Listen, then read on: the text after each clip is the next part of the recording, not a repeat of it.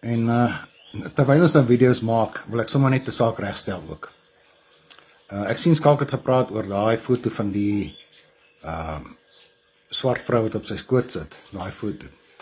Nou ek het daai foto gemaak jare terug. Ek was so die hel vir Potty te maak ek dit. Daai is gefotoshop. Ek dink nie Potty was skuldig daaraan nie.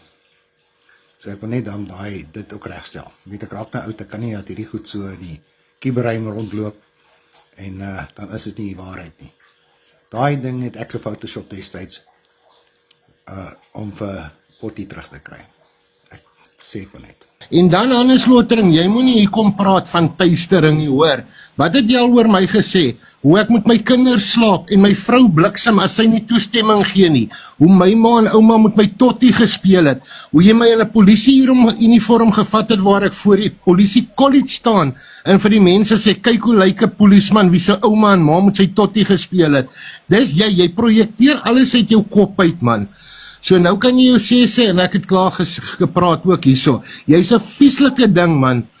Derek, moet my maar laat ek hoor wat hy nou te sê en dan sal ek weer so 'n minuut terugkom. Dankie jou grootte. Okay, Hannes, unmute yourself, respond for Potty.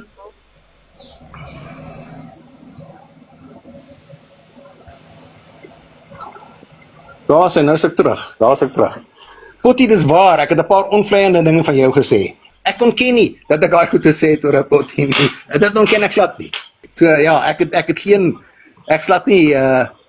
ek voel glad nie sleg oor wat ek van jou gesê het nie. Dit was nie die waarheid nie, dis waar.